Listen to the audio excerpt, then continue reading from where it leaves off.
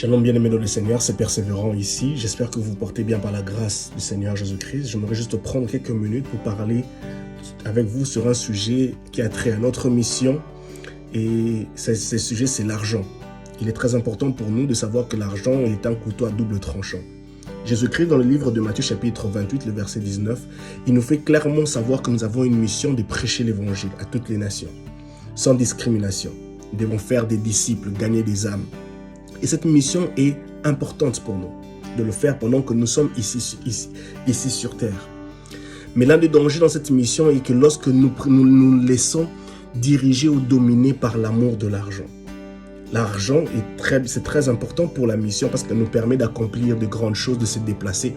Mais lorsque nous laissons cet instrument, lorsque nous laissons l'argent dominer sur la compassion que nous devons avoir pour les âmes, cela va nous pousser à compromettre notre mission, cette mission que Christ nous a confiée. Alors il est important pour nous en tant que serviteurs et servants de Dieu, de pouvoir être vigilants vis-à-vis de cela. Est-ce que l'argent domine sur notre mission? Cette mission ne peut pas être réalisée sans la compassion. Si l'argent arrive à dominer notre compassion pour les âmes, alors nous avons compromis notre mission. Et pour nous et pour tous les chrétiens qui se retrouvent dans des audiences, dans des églises, ceci aussi vous concerne. Lorsque vous voyez votre pasteur, lorsque vous voyez votre berger être maintenant dirigé, passionné par l'argent, vous devez comprendre que c'est un signe d'alarme. C'est un aspect alarmant qui doit vous pousser à remettre en question certaines choses parce que cela peut vous détruire et détruire aussi toutes les personnes, toutes ces brebis languissantes. Nous sommes appelés à veiller sur cela et nous sommes appelés à nous rassurer que l'argent ne domine pas notre mission, que l'argent ne domine pas notre compassion pour les âmes dans l'avancement de l'œuvre de Dieu.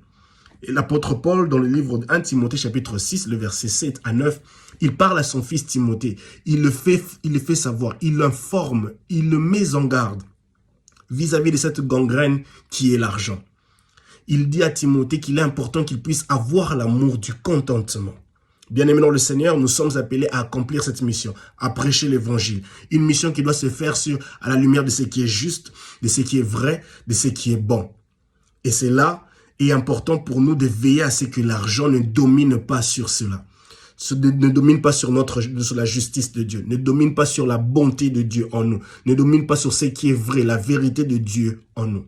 Alors veillons sur cela, que l'argent ne domine pas sur notre mission, que l'argent ne nous pousse pas à compromettre la mission qui nous a été donnée. Que mon Dieu vous bénisse et shalom chez vous.